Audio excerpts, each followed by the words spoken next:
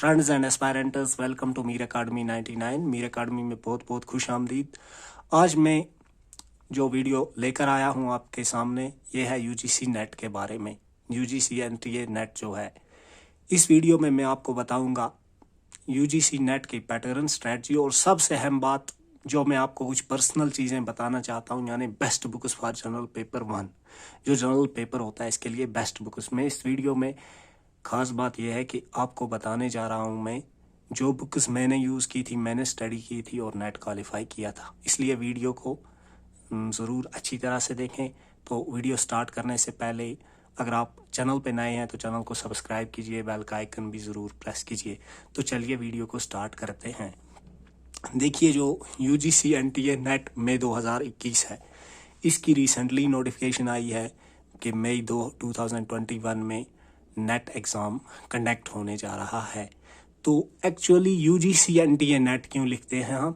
UGC ही इसको conduct करती है, असल में ये उन्हीं का एग्ज़ाम है, उन्हीं के अंडर होता है। लेकिन अब एक एनटीए, एक टेस्टिंग एजेंसी बनाई गई है, नेशनल टेस्टिंग एजेंसी। यूजीसी के पास उतना वर्क फोर्स नहीं था अपना, इसलिए ये सीबीएसई से करवाते थे ये कंडक्ट टेस्ट। लेकिन टेस्ट जो है यूजीसी का है, लेकिन अब एनटीए कर रही है ये टेस्ट, दूसरे बहुत सारे एग्जाम्स की तरह। तो ये टेस्ट अब मई 2021 में हो जाएगा। तो पैटर्न, स्ट्रैटेजी, बेस्ट बुक्स वो तो मैं आगे चलकर आपको वीडियो में बताऊंगा ही। सबसे पहले हम चलते हैं कि फॉर्म कब सबमिट करने हैं। ये 2 फेब से 2 मार्च लास्ट डेट है फॉर्म सबमिट करने का। तो फ्रेंड्स चलिए स्टार्ट करते हैं। यहाँ पे सबसे पहले पैटर्न, खासकर ये बिगनर्स के लिए भी बहुत ही ज़रूरी है, और अगर आप बिगनर नहीं भी है तो फिर भी पैटर्न को समझना बहुत ही ज़रूरी है आपके लिए। पहले होता है हमारे पास 2 पेपर्स होते हैं नेट के। एक होता है जनरल पेपर 1 और होता है सब्जेक्ट पेपर, जिसको सेकंड पेपर कहते हैं। लेकिन साथ में मैं पहले ये बताऊं कि नेट एग्ज़ाम हम क्यों करते हैं, क्यों इसमें बैठते हैं, ये किसके लिए ज़रूरी है।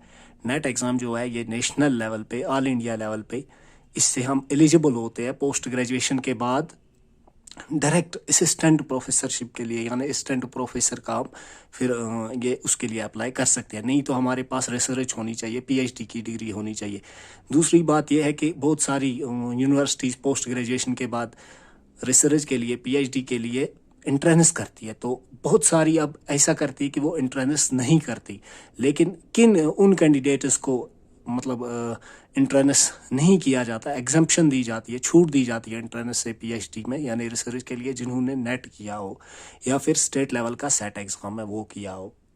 तो इन 2 चीज़ों के लिए, रिसर्च में इंट्रेंस से एग्जम्पशन के लिए, इंट्रेंस से छूट के लिए हम नेट का एग्ज़ाम क्वालिफाई करके डायरेक्टली इंट्रेंस के हम इसके लिए जा सकते हैं, रिसर्च के लिए, पीएचडी के लिए इंट्रेंस के बगैर, और फिर या फिर असिस्टेंट प्रोफेसरशिप के लिए अप्लाई करने के लिए। अगर हमारे पास नेट का एग्ज़ाम नहीं है, क्वालिफाई नहीं किया है हमने, तो फिर हमें पीएचडी होना ज़रूरी है असिस्टेंट प्रोफेसर के लिए फॉर्म भरने के लिए, चाहे हम ये कॉलेजों में भरें या फिर यूनिवर्सिटीज़ में भरें, क्योंकि असिस्टेंट प्रोफेसर एक बहुत ही बड़ी हाई लेवल की जॉब है। तो चलिए स्टार्ट करते हैं। सबसे पहले होता है जनरल पेपर 1, जो कि आर्ट्स, सोशल साइंसेस, ह्यूमैनिटीज़ वगैरह के लिए एक ही होता है। इसमें 50 क्वेश्चन होते हैं, मार्क्स हर क्वेश्चन के 2 मार्क्स हैं, -100 मार्क्स का पेपर होता है। दूसरा होता है सब्जेक्ट सेकंड। तो ये सब्जेक्ट जो है, इसका ये जो सेकंड पेपर है, ये अपने पोस्ट ग्रेजुएशन सब्जेक्ट का ये होता है, पेपर होता है। इसलिए ऐसे एस्पायरेंट दे सकते हैं, इस एग्ज़ाम में बैठ सकते हैं जिन्होंने पोस्ट ग्रेजुएशन की हो या कम से कम 3rd सेम में हो, यानी फाइनल ईयर में। तो इस सब्जेक्ट पेपर में 100 क्वेश्चंस होते हैं, 2 मार्क्स ईच क्वेश्चन के होते हैं। तो इस तरह से इसके 200 मार्क्स हो गया, 100 एंड 200 300 मार्क्स होते हैं टोटल। एग्ज़ाम 3 घंटों का होता है, यानी 180 मिनट्स का, यानी आपके पास 150 क्वेश्चन, लेकिन मिनट कितने हैं? 180। एक बार मैं रिपीट करूंगा फ्रेंड्स, 100 और 50 हो गए 150 क्वेश्चंस, लेकिन मार्क्स मिनट्स 180 है।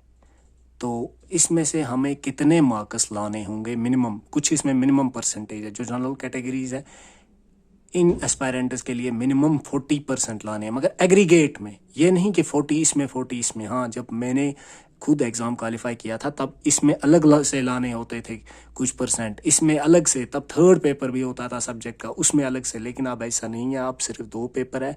इन 2 में से मिलाकर आप अगर जनरल कैटेगरी कैंडिडेट है यानी अनरिजर्व्ड कैटेगरी कैंडिडेट है, जनरल कैंडिडेट है, तो आपको 40% मार्क्स लाने हैं। इन दोनों पेपर्स को मिलाकर दोनों में सिर्फ 40। हाँ, अगर आप एस्पायरेंट जो हैं वो SC ST या फिर OBC से ताल्लुक़ रखते हैं, उन्हें इन 2 पेपर्स में एग्रीगेट कुल मिलाकर सिर्फ 35% मार्क्स लाने हैं। इस 40 से ऊपर और इस 35 से ऊपर ये मिनिमम है, फिर मेरिट लगेगा और मेरिट में आप आओगे अगर आपका अच्छा स्कोर होगा। ये थी पैटर्न। तो आगे बढ़ते हैं फ्रेंड्स आगे बढ़ते हैं। जो ये नेट का एग्ज़ाम है इसमें 2 और पॉइंट्स हमें याद रखनी है। Net only, both JRF and net. एक होता है सिर्फ नेट ओनली, सिर्फ नेट का एग्ज़ाम जो असिस्टेंट प्रोफेसरशिप के लिए हम देते हैं, उसकी एलिजिबिलिटी के लिए। इसमें अपर एज लिमिट नहीं है। दूसरा होता है बोथ JRF एंड नेट। तो मैं ये कहूँगा कि ज़्यादातर जो छोटे एस्पायरेंट्स होते हैं एज में, उन्हें ये वाली ऑप्शन फिलअप करनी पड़ती है, बोथ JRF एंड नेट। तो JRF क्या होता है? Junior research fellowship. देखिए ये नेट में कुछ कैंडिडेट जो टॉप कुछ पोजीशंस होती है, कुछ परसेंटेज, उनको JRF भी अवार्ड किया जाता है, जूनियर रिसर्च फेलोशिप। इससे क्या होता है? एक तो इससे अगर हम कल JRF क्वालिफाई करके असिस्टेंट प्रोफेसरशिप के लिए अप्लाई करेंगे तो हमें इसके ज़्यादा पॉइंट्स दिए जाते हैं। नेट के मुकाबले में हमें अगर नेट के 2 दिए जाएं, इसके 4 या 5 दिए जाते हैं। एक तो ये एज है। और दूसरी चीज़, अगर हम JRF करके किसी यूनिवर्सिटी में रिसर्च करते हैं तो वहाँ हमें फेलोशिप मिलती है, यानी स्कॉलरशिप एक तरह का। तो ये फेलोशिप जो है JRF, ये मेरे टाइम पे 25,000 था आर्ट्स के सब्जेक्ट्स में पर मंथ 3 सालों के लिए। तो इस वक्त ये ज़्यादा ही है, और साइंस सब्जेक्ट्स के लिए मुझे पूरी इन्फॉर्मेशन नहीं है, उनके लिए ये बहुत ज़्यादा होगा। तो इसलिए JRF, लेकिन JRF में अपर एज लिमिट है। इसमें 28 था तब, लेकिन अब फॉर्चुनेटली 31 ईयर्स किया गया इसको इस बार। तो इसलिए इस बार मैं भी JRF देने जा रहा हूँ, लेकिन मुझे JRF ही देना है। मुझे इसमें नेट का ऑप्शन साथ ही होता है, लेकिन देना है क्योंकि एज अभी तो मेरी नहीं हुई थी, 28 भी शायद, लेकिन 31 अब किया गया है, जो कि खुशकिस्मती की बात है हर एस्पायरेंट के लिए। और इसमें कैटेगरीज के लिए 5 ईयर रिजर्वेशन भी रखी गई है। तो मैं उन एस्पायरेंट्स से यही कहूँगा जिनकी अभी एज 31 नहीं हुई है कि आप ये वाला ऑप्शन सेलेक्ट करें, क्योंकि अगर आपको रिसर्च नहीं भी करनी फिर भी आपको इसके ज़्यादा पॉइंट्स मिलेंगे जब आप अप्लाई करेंगे। और 2 चीज़ें कि जो ये आज एग्ज़ाम होता है, दोनों पेपर्स, इसमें ब्रेक नहीं होती। 3 घंटे का जो पेपर होता है इसमें बिल्कुल भी कोई ब्रेक नहीं होती है। ये लगातार कंटिन्यूसली 3 घंटे का में 2 पेपर्स होते हैं। और आज एग्ज़ाम जो है ये CBT पैटर्न पे लिया जाता है। तो जो एग्ज़ाम डेट्स है वो है 2nd, 3rd, 4th, 5th, 6th, 7th, 10th, 11th, 12th, 14 और 17 मई, क्योंकि ये डिफरेंट सब्जेक्ट्स का डिफरेंट टाइम में लिया जाता है। और आजकल CBT पे आपको पता ही है, अगर एक सब्जेक्ट का 2 बार भी लिया जाए अलग अलग से तो पेपर डिफरेंट होगा, जनरल पेपर भी डिफरेंट होगा। तब ऐसे नहीं था, जब मैंने दिया तब सिर्फ CBT नहीं था, बाकी रूल्स इससे हार्ड ही थे। तो आगे बढ़ते हैं फ्रेंड्स अब मैं आपको ये बताने जा रहा हूँ कि बुक्स आप जनरल पेपर के लिए कौन सी पढ़ेंगे, क्योंकि सब्जेक्ट्स तो अलग है। सब्जेक्ट मेरा खुद हिस्ट्री है, तो उसमें मैं बता सकता हूँ, वो किसी नेक्स्ट वीडियो में मैं आपको बताऊंगा हिस्ट्री के लिए कौन सी बुक्स पढ़नी है। फ़िलहाल मैं जनरल पेपर के लिए बोलूँ, क्योंकि जनरल पेपर जो है तो ये बेसिक है और ये कॉमन है तमाम स्ट्रीम्स के लिए, तमाम सब्जेक्ट के एस्पायरेंट्स के लिए। तो मैंने ये 4 बुक्स पढ़ी हैं। लेकिन अब आप ये नहीं सोचना कि मैंने 4 पढ़ी है, नो, ऐसा नहीं है, थोड़ी सी डिफरेंस है। सबसे पहले मैंने ट्रूमैन की बुक लाई। ये बेसिक बुक है, लेकिन ठीक है क्योंकि मैंने 3rd सेम फर्स्ट बार एग्ज़ाम दिया था, तो ट्रूमैन की बुक मेरे लिए ठीक थी। मैं एवरेज स्टूडेंट हूँ, तो एवरेज स्टूडेंट के लिए ट्रूमैन की ठीक है। अरिहंत उपकार ये मैंने बाद में एडिशनली पढ़ी थी। ज़रूरी नहीं आप अरिहंत उपकार को नहीं पढ़िएगा, मेरे ख्याल से आप ट्रूमैन को पढ़िएगा अगर आपको बेसिक पढ़नी है। नहीं तो अगर आप को अच्छी तरह से समझ आ जाती है तो आप KVS मदान, ये मैंने लास्ट पे पढ़ी थी। KVS की मदान बहुत ही बेस्ट बुक है, क्योंकि ये KVS मदान जो है ये एक टीचर हैं, ये कोचिंग एकेडमी भी कहीं चला रहे हैं बाहर। तो इनकी जो बुक है ये पीयर्सन वालों की बहुत ही ऑथेंटिक बुक है, बहुत ही अच्छी, मैं हाईली रिकमेंड करूंगा। लेकिन हाँ, अगर आप बेसिक पढ़ना चाहते तो इनमें से कोई भी पढ़ें आप पहले, खासकर ट्रू मैन की। तो लेकिन ओरिजिनली आपको केवीएस मदान ही पढ़नी पड़ेगी। अगर बेसिक आप नहीं भी पढ़ना चाहते, लेकिन केवीएस मदान को मैं 100% रिकमेंड कर रहा हूँ आपके लिए। तो आप केवीएस को, मदान को छोड़ना नहीं, बस इसको पढ़ना। मेरे पास बुक एक भी है यहाँ पे इस वक्त, ये वाली, तो ये NTA UGC net set JRF paper 1 teaching and research aptitude, लेकिन केवीएस मदान पीरसन। लेकिन मैंने ये वाली नहीं पढ़ी थी उन दिनों, इससे पुरानी थी थोड़ी, क्योंकि अब ये नया एडिशन आया है। तो वो ब्लैक कलर की थी, ये मेरे ब्रदर की है, ठीक है, क्योंकि रोज़ रोज़ नए नए हर साल एडिशन होती है। तो ये है केवीएस मदान की बुक, ये मैं आपको रिकमेंड करता हूँ कि आप लेटेस्ट मार्केट से लाकर, या जहाँ से भी आपको लानी है, तो ये पढ़िएगा, तो आप जो है सक्सेसफुल हो जाएंगे। तो इसमें मैं आपको थोड़ा सा सिलेबस भी फ्रेंड्स यहाँ पे डिस्कस कर ही देता हूँ। हमारे पास यहाँ पे है teaching aptitude, research aptitude, comprehension, communication, mathematical reasoning and aptitude, logical reasoning, data interpretation, information and communication technology, people development and environment और हायर एजुकेशन सिस्टम। ये है हमारे पास इस बुक के 10 टॉपिक्स, 10 चैप्टर। ये हैं जनरल पेपर का सिलेबस।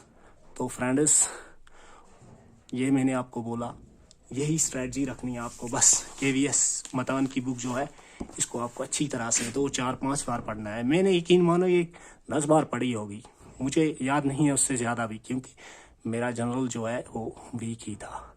लेकिन फिर मैं पर्सनली आपको बोलता हूँ कि 2016 में मैंने कश्मीर यूनिवर्सिटी के अंडर सेट क्वालिफाई किया। उसके बाद 17 और 18 में लगातार 2 बार मैंने नेट किया।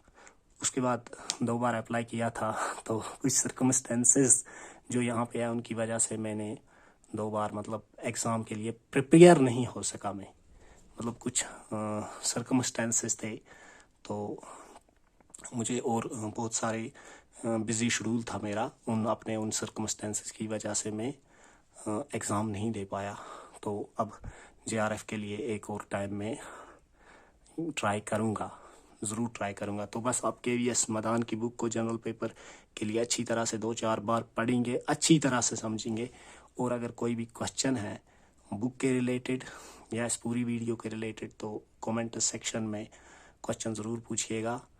मैं भरपूर कोशिश करूँगा अपनी तरफ से आपके क्वेश्चंस को सॉल्व करने का। और जो हिस्ट्री है, क्योंकि मेरा वही सब्जेक्ट है, उसके लिए मैं बुक लिस्ट एक अलग इसमें बोलूँगा, और क्या कुछ टॉपिक्स कवर करने हैं वो उसके लिए मैं एक नई वीडियो जल्द ही शेयर करूँगा आपके साथ। उम्मीद करता हूँ वीडियो आपको ज़रूर पसंद आई होगी। अगर वीडियो पसंद आई है, शेयर, लाइक और चैनल को सब्सक्राइब कीजिए, और अपने फ्रेंड्स के साथ चैनल को ज़रूर शेयर कीजिए। थैंक्स।